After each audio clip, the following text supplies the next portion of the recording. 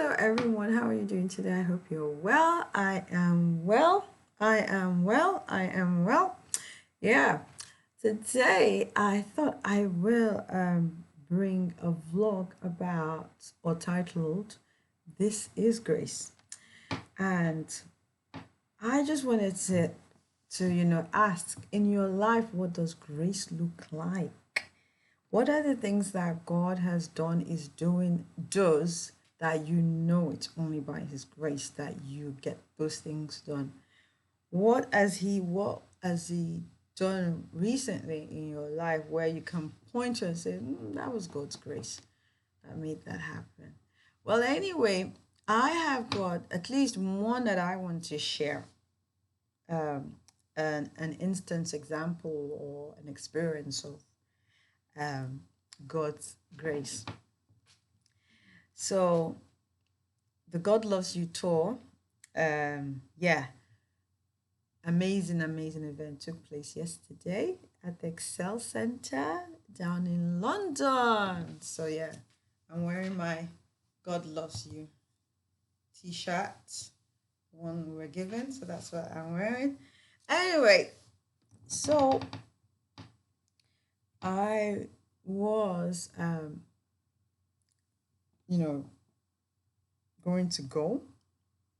Um, Then I didn't sign up.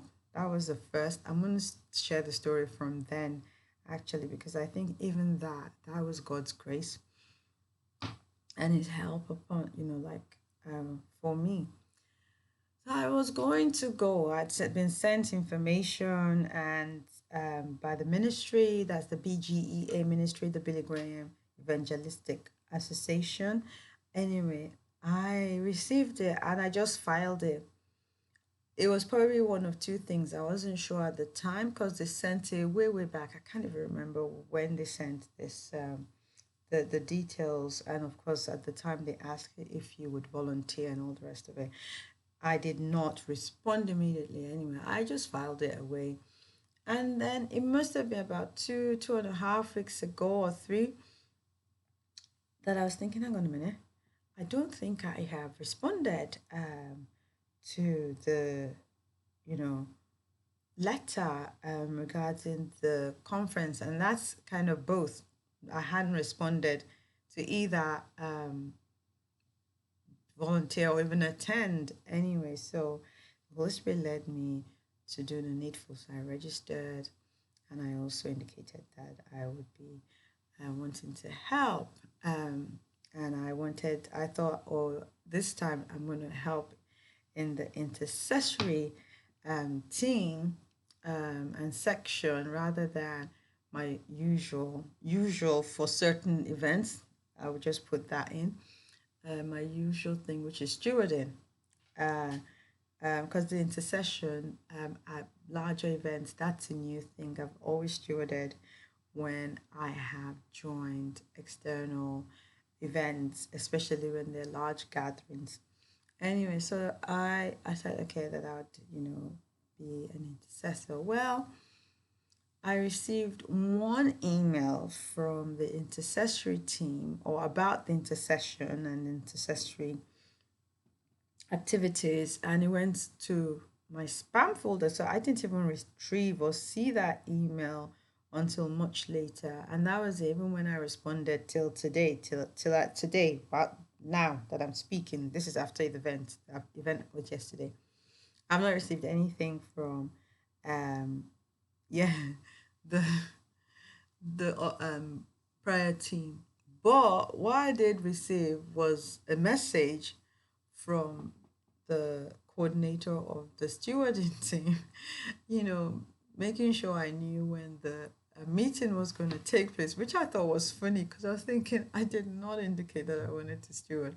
Anyway, but I stewarded last year. So I received that, and God knew. God knew what was going to happen, and He knew this. Listen, this what's it called? This story is going somewhere. So please just bear with me. Just wait it out.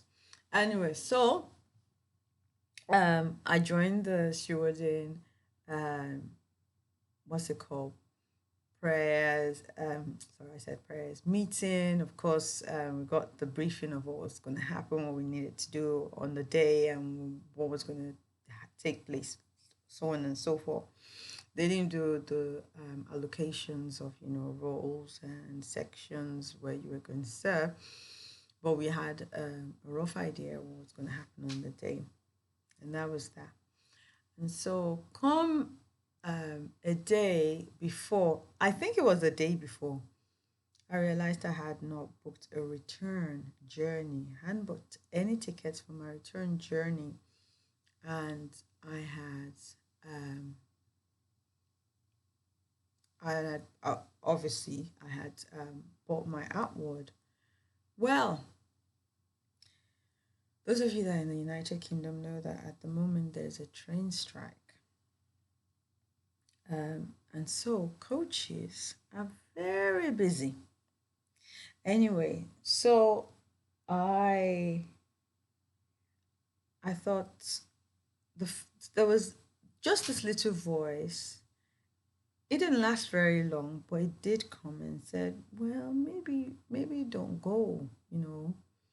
And I said, "No, I've given my word. I have to be there." The other thing I realized was I don't really know what I was thinking.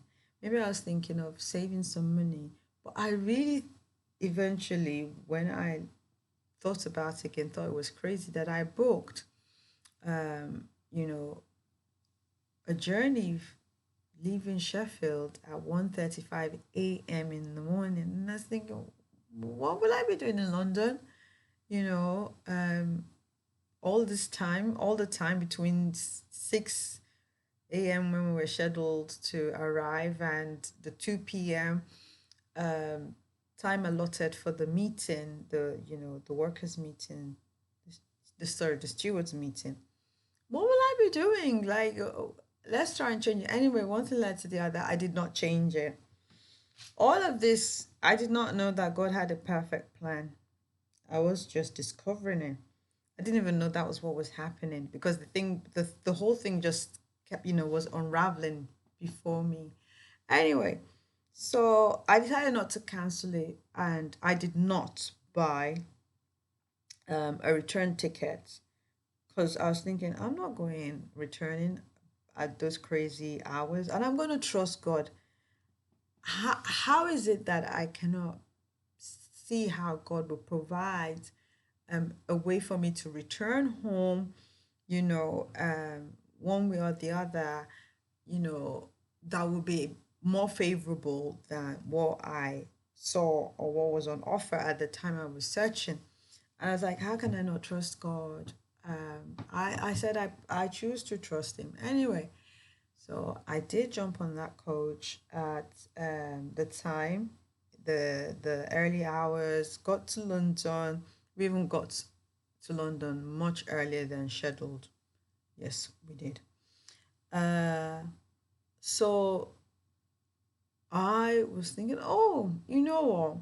If I travel on the bus, from the west to the east, that would take, some time. And so I planned my route. It was going to be, I think, 5 buses that I was going to travel on. Anyway, so I did the first one, the first bus ride, and I got somewhere. And when I was searching for how to get from um, the west to the east, I'd discovered that I could catch the bus to a certain station, that's Tottenham Court Road station, and from there I could catch the Elizabeth line to Custom House, seeing that the DLR was not working, and it would be the DLR that's the more popular option to get to Custom House. Anyway, right. I did the first bus ride and realized I actually needed to get off at Tottenham Court Road anyway, near Tottenham Court Road station to change for the next bus. And whilst I was doing that, I realized that I hadn't topped up that's on my Oyster card quite enough. So I decided to go to the, the station, um, and top up. Whilst I was there, I was thinking, why do I want to get there at the time that I think I should just go, because I thought, oh, okay, to kill time, I will go to the British Library, do somewhere. No, I just sensed that I was meant to just go to the venue, and see that they might need some help with setting up and stuff like that. Anyway, so here I was, and took the faster and the quicker route. And so that was Elizabeth Line. And before you knew it, no time, I was at the venue. So I got there, and there were a few people around, from, the team. I think actually maybe one or two that I saw, and one lady that I recognized from, you know, the past year, the previous year. And I I said to her, well, I'm here very early because I was just wondering if you need help.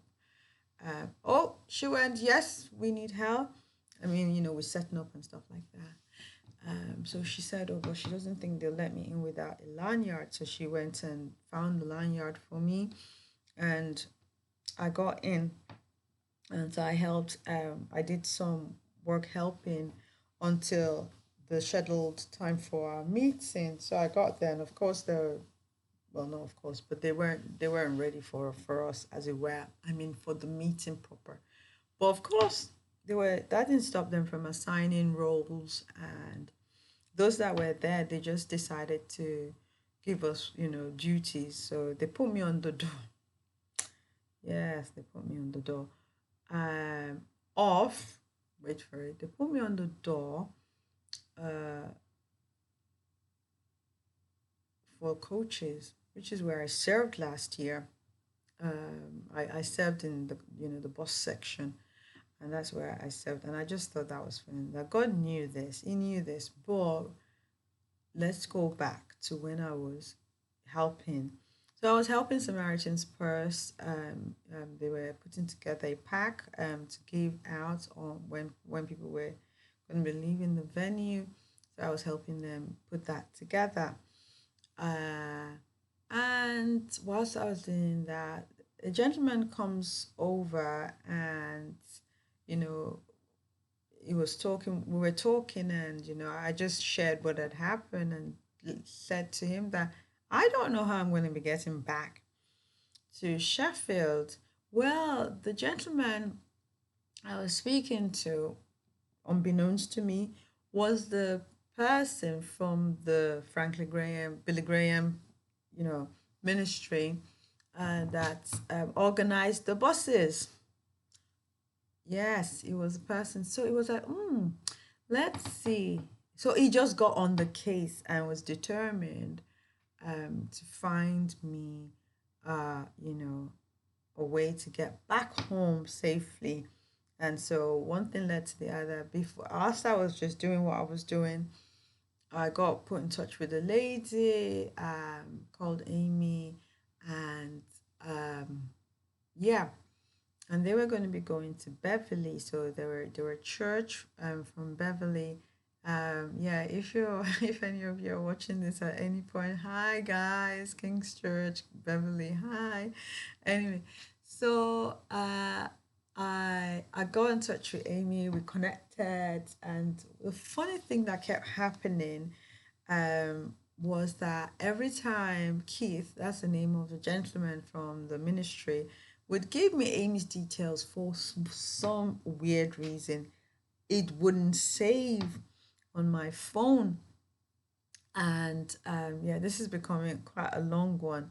Bear with me because it's usually not this long, but I do want to tell you the whole story because I think there is something to learn here.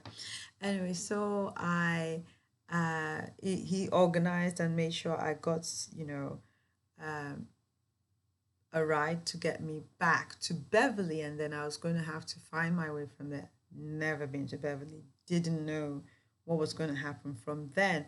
But that's the grace I'm talking about. That the Lord just kept, just opening these doors, for me, and just, being so gracious as He is to us. I connected with Amy, And then as we were leaving, I traveled back with them to Beverly, and they looked after me. They, Amy, and Grace. Do you know? I've just realized that the other lady that I really connected with, um, her name was Grace. Yes. So Grace was just on my case, trying to make sure I was comfortable, looked after me, and of course, Amy did the same as well. But um, Grace went over and above. Yeah, she was so sweet. So Grace just, really, really just made sure that, oh, stuff about, we walking together and chatting and whatever. We just connected as well.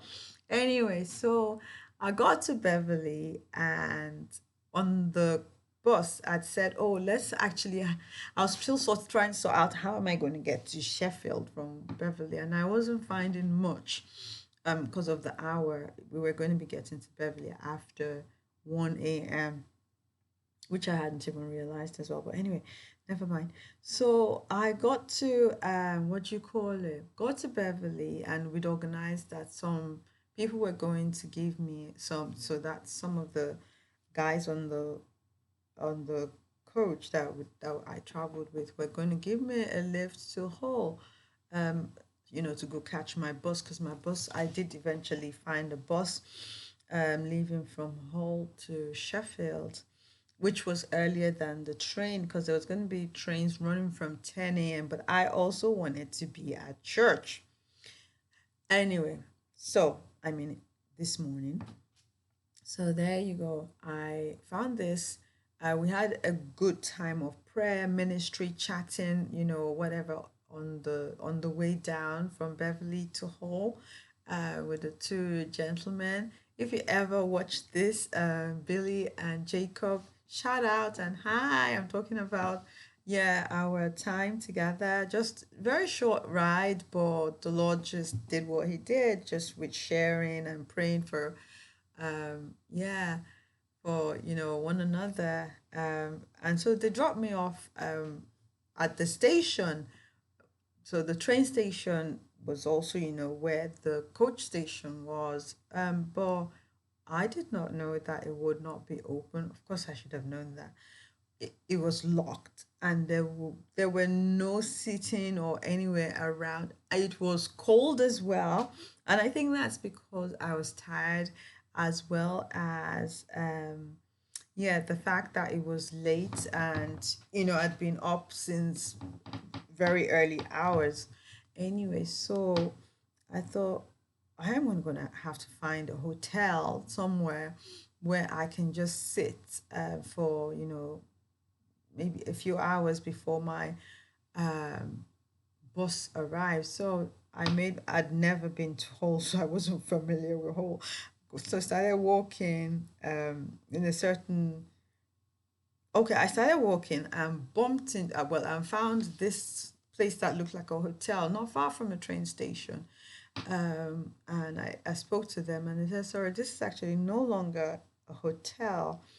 They didn't tell me what the place was, but they said it was no longer a hotel, so I couldn't stop there because I had let them know my what I was after. Anyway, so they said, so I said, where can I find hotels, centrally, and they pointed out that where I could go. They did not say anything about the Holiday Inn, but as I carried on, I so there was they said to either go left or to go right, and they said, oh, there's I think a travel lodge in one direction and an IB Styles or Ibis hotel in the other direction. Anyway, I decided to go left, and as I was walking, I just looked up and saw Holiday Inn Express. I was like, great, I'm familiar with that brand. So I walked in, explained, asked for a favor, and they were kind enough to let me stay. So, as those Holy Spirit will have it, He just kind of prompted me to check where my pickup was going to be from. Because, of course, I was thinking I was going to go back to the train station where I'd been dropped off, because I was told that's where the coach station was as well. But it prompted me, so I had a look and noticed that, oh, the I wasn't going to be picked up from the stop. where this bus, this coach I was catching, wasn't picking up from the train station. It was picking up from somewhere else. Guess where it was picking up from?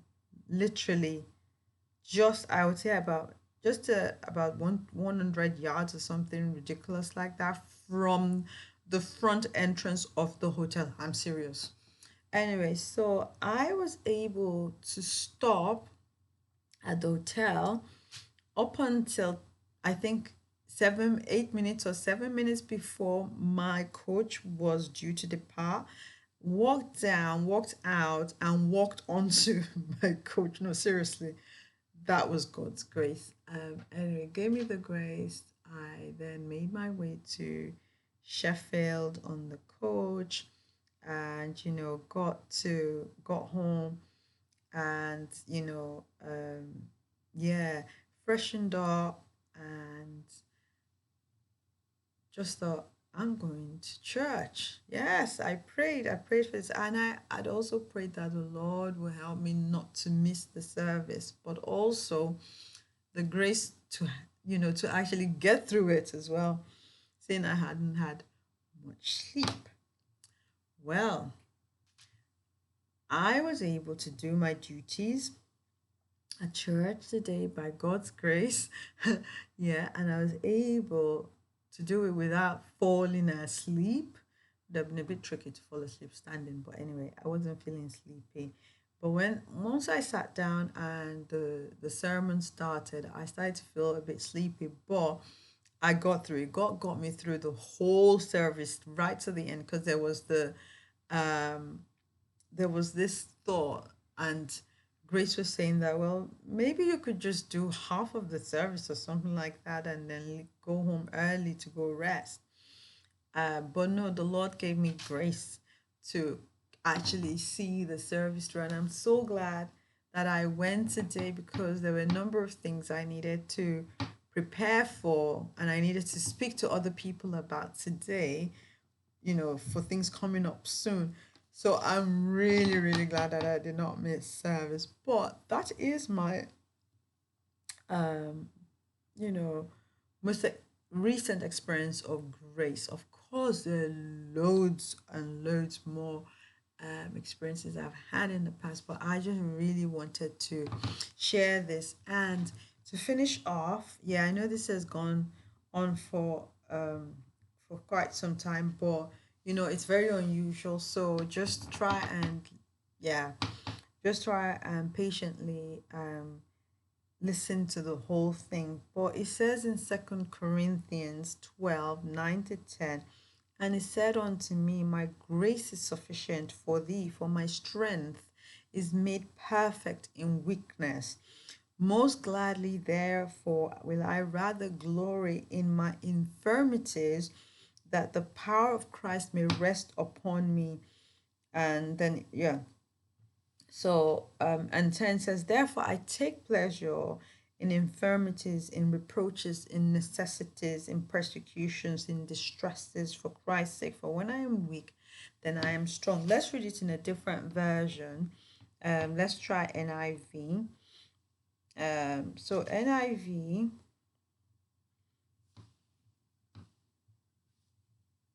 2 Corinthians 12:9 and 10. But he said to me, my grace is sufficient for you, for my power is made perfect in weakness. Therefore, I will boast all the more gladly about my weaknesses. So before it was infirmities, but same thing, weaknesses, infirmities. Therefore, I'll boast all the more gladly about my weaknesses, so that Christ's power may rest on me. That is why, for Christ's sake, I delight in weaknesses, in insults, in hardships, in persecutions, in difficulties. For when I am weak, then I am strong. May God bless you for listening, and have a great week. I hope this has been a blessing to you, but call to remembrance, bring to remembrance God's grace to you. Shalom. Please like, share, and comment. Bye.